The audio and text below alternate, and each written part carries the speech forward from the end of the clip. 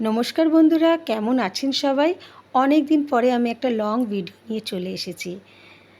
আজকের এনেছি এগ বিরিয়ানি। রাত্রে হোক আর দুপুরের খাবার হোক, এগ বিরিয়ানি কিন্তু জমে যায়। অনেকে চিকেন মাটন খায় না, কিন্তু এগটা খায়। তাই আজকের এগ বিরিয়ানি নিয়ে চলে এসেছি। চলুন দেখে নিই কীভাবে করেছি।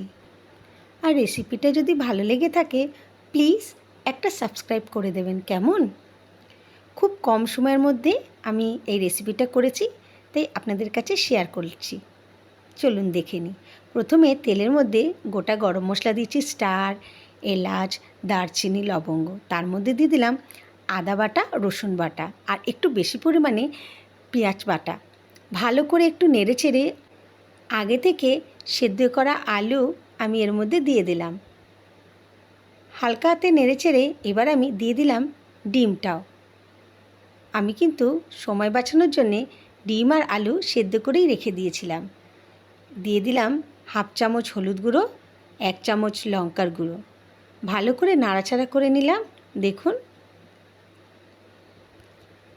এবারে দিয়ে দিলাম স্বাদ মতো নুন। এর মধ্যে কী হলো, মশলার সঙ্গে সঙ্গে ডিম আর আলুটাও ভাজা হয়ে গেল। দিয়ে দিলাম গরম মশলা গুঁড়ো আর সামান্য একটু জল দিয়ে ভালো করে আমি কষে নিচ্ছি।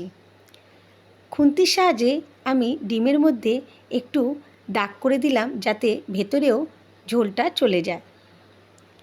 এই দেখুন, এতে কি হয় যে গ্রেভিটা আছে সেই গ্রেভিটাও ভেতরে চলে যাবে। আর আমি আগে থেকে বেরেস্তা করে রেখেছিলাম, সেই বেরেস্তাও এর মধ্যে কিছুটা দিয়ে দিলাম। খুব ভালো স্বাদ হয়। ব্যাস, আমার তৈরি হয়ে গেছে এগটা।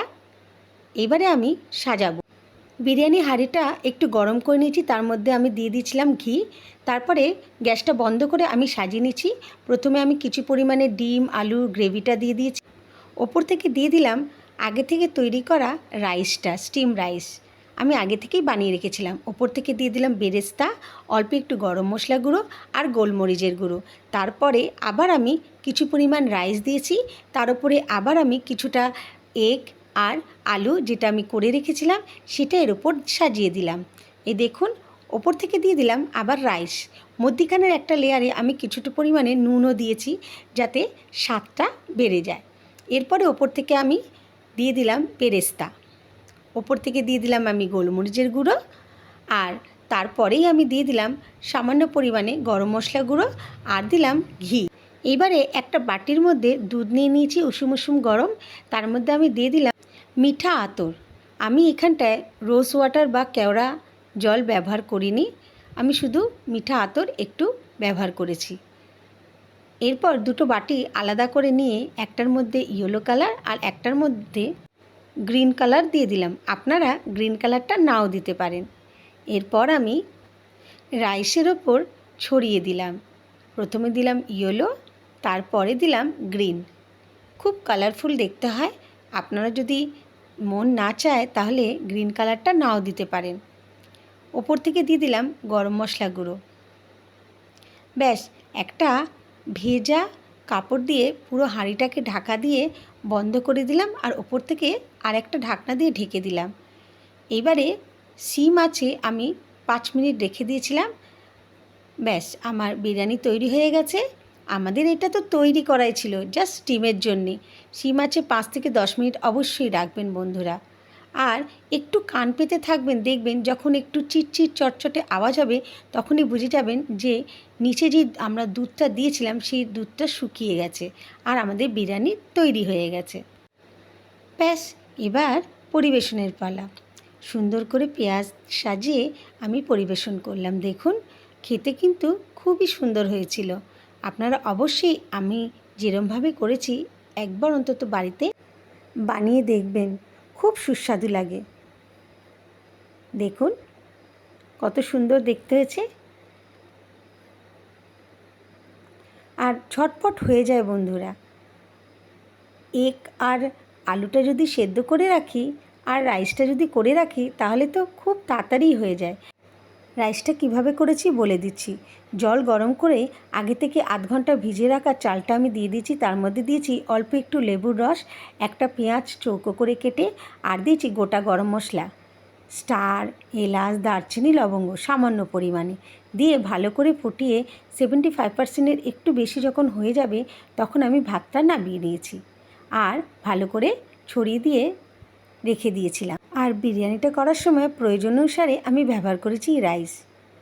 আজকে তবে এখানেই শেষ করলাম। আবার নতুন রেসিপি নিয়ে আপনাদের কাছে চলে আসব। কেমন লাগলো আমাকে অবশ্যই জানাবেন বন্ধুরা। নতুন দিনে নতুন রেসিপি নিয়ে আবার চলে আসব। কেমন?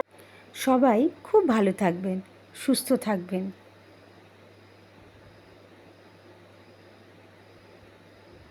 আজকের মতন এখানেই শেষ করলাম। নমস্কার বন্ধুরা।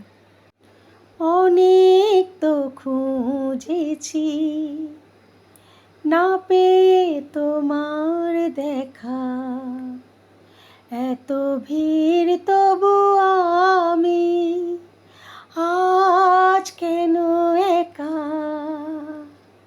পথের ঠিকানা বুঝি খুঁজে পেলে না, যে সবাই এসেছে শুধু তুমি এলে না, শুধু তুমি এলে না।